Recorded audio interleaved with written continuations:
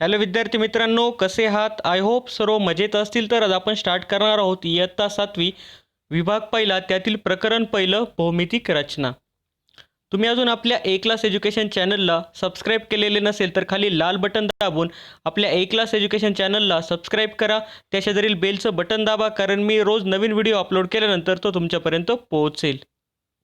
तर तुम्ही लेक्चरला बसताना पेन आणि वही सोबत घेऊन बसा. जे जे इम्पॉर्टंट पॉईंट आहे, जे जे इम्पॉर्टंट एक्झाम्पल आहे, जे जे इम्पॉर्टंट उदाहरण आहे ते आपण सॉल्व करणार आहोत. ते मी तुम्हाला सॉल्व करून देणार आहे, ते तुम्ही लिहून घ्या. मी रोज तुम्हाला एक क्वेश्चन देणार आहे, त्या क्वेश्चनचा ॲन्सर तुम्ही तुमच्या वहीमध्ये लिहा. तुम्हाला मॅथ शिकताना खूप मज्जा येणार आहे. तुम्हाला मॅथ सर्व समजणार आहे, गणित 7वीचं. तर आपण लेक्चरला स्टार्ट करूयात. तर मागील इयत्तेमध्ये आपण काय बघितलं? मागील इयत्तेमध्ये आपण रेषाखंड बघितले. 2 पॉईंट असतात, त्यामध्ये रेष असते, त्याला रेषाखंड म्हणतात. त्यानंतर रेषा बघितलेली आहे आपण, याला रेषा म्हणतात. त्यानंतर कोन बघितला, कोन दुभाजक इत्यादींचा अभ्यास केला आहे. तर आपण कोन कशामध्ये मोजतो? तर कोन आपण अंशामध्ये मोजतो.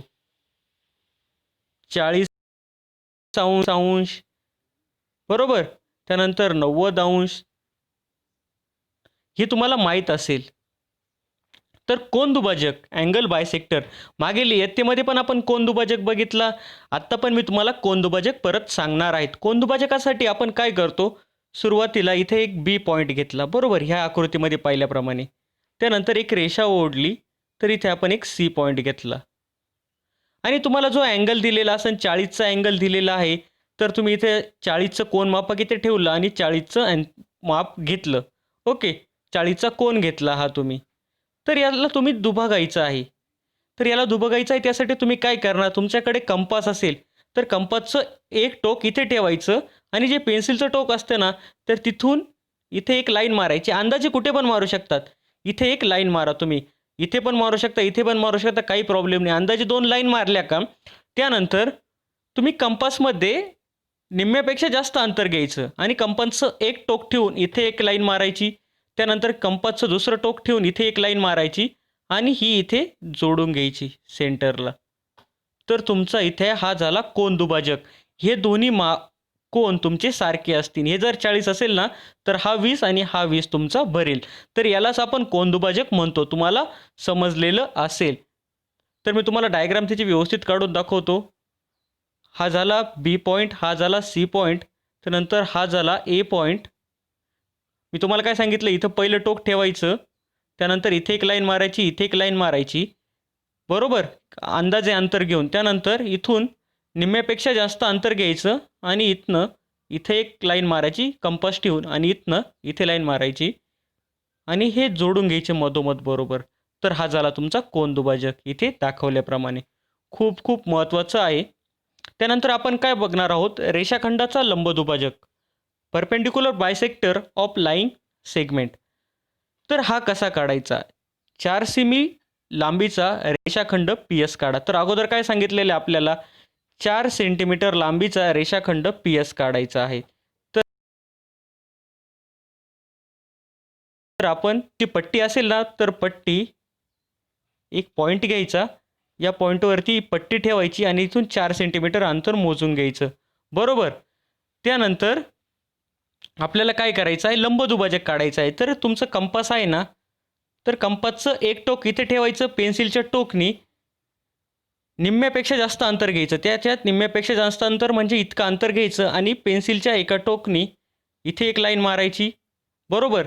तशीच खाली एक लाईन मारायची आणि सेम इकडचं टोक फक्त उचलून ह्या पॉईंटवरती ठेवायचं.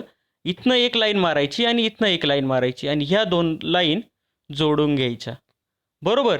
तर याला आपण नाव देऊ सी डी आणि रेष किती दिलेली आहे? पी आणि एस. तर ही पूर्ण लाईन किती सेंटीमीटरची आपली? 4 सेंटीमीटर.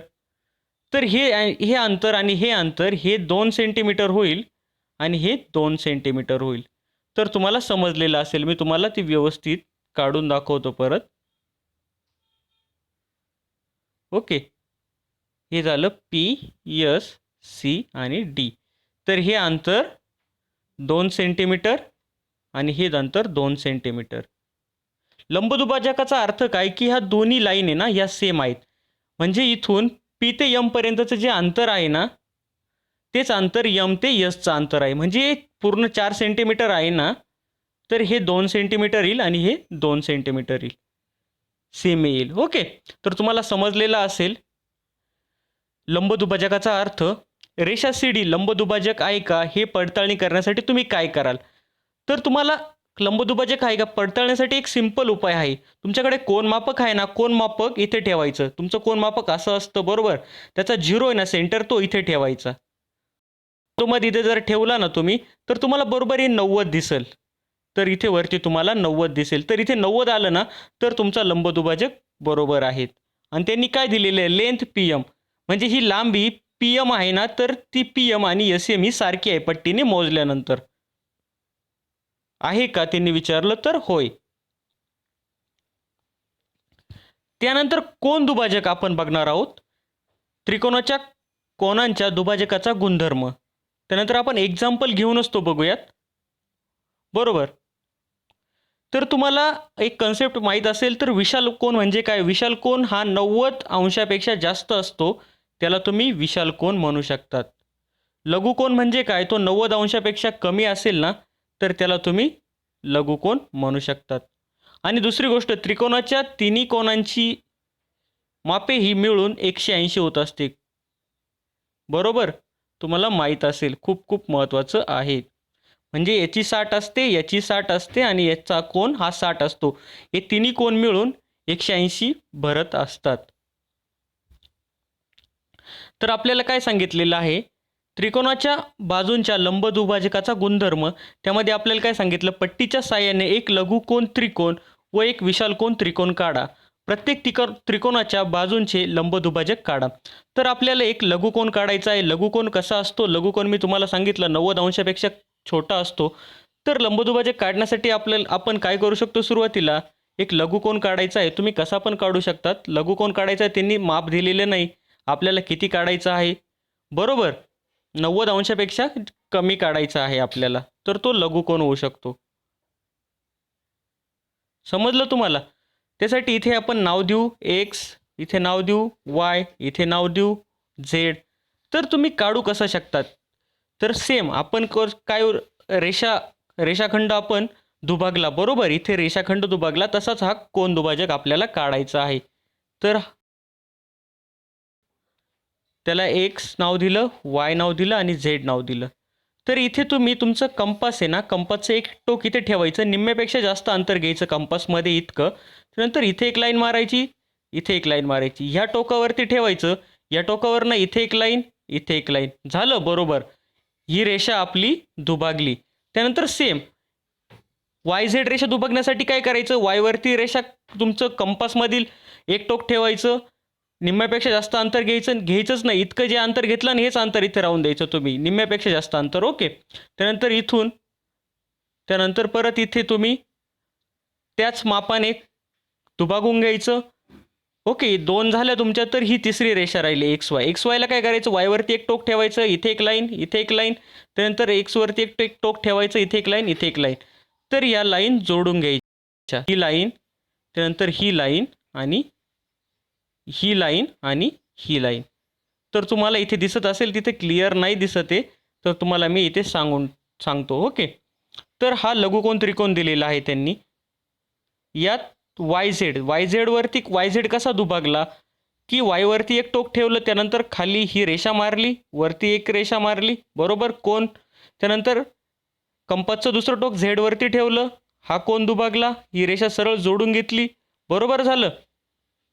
त्यानंतर आपल्याला XZ ही दुभागायची. XZ दुभागण्यासाठी काय केलं त्यांनी, Z वरती एक कंपासचं टोक ठेवलं, निम्म्यापेक्षा जास्त अंतर घेतलं आणि इथं एक रेष मारली, इथे एक रेष मारली, ओके. त्यानंतर इथे एक आणि हा कोन त्यांनी दुभागला. तसंच काय केलं YZचं, पण त्यांनी तेच केलं. प्रत्येक त्रिकोणाच्या बाजूचे लंबदुभाजक एक संपत्ती आहे का हे अनुभवा. तर ही त्या पॉईंटमधनं जातं ना, तर त्या पॉईंटपासनं हे अंतर सेम आहे का ते आपल्याला चेक करायचं आहे, ओके. तर ते नाही आहेत.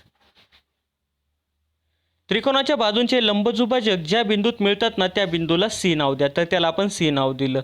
तर अंतर मोजा, CX. तर सी एक्स, त्यानंतर काय सांगितलं त्यांनी, C Y, C X, C Y आणि सी झेड. तर हे सेम आहेत, तर हे सेम आहेत. सी एक्सचं अंतर, सी वाय आणि सी झेडचं अंतर सेम आहेत. तर सी एक्स, सी वाय आणि सी झेड, तर यांचे अंतर हे सेम आहेत. तर लंबदुभाजक समान बिंदूत कुठे येतो ते त्यांनी निरीक्षण करायला लावलेलं आहे. तर इथे येतो तो. तर तुम्हाला समजलेलं असेल. तर अधिक माहिती थोडीशी बघूया आपण. त्रिकोणाच्या कोन दुभाजक एक संपत्ती कॉन्करंट म्हणतात. त्याचे संपात बिंदूस अंतमध्य इन सेंटर म्हणतात व ते 1 आय या अक्षराने दाखवतात. ओके.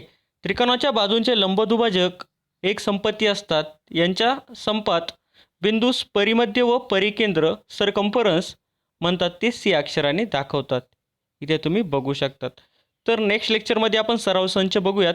त्यात तुम्हाला अजून कन्सेप्ट क्लिअर होणार आहे. मी तुम्हाला तो सॉल्व करून देणार आहे.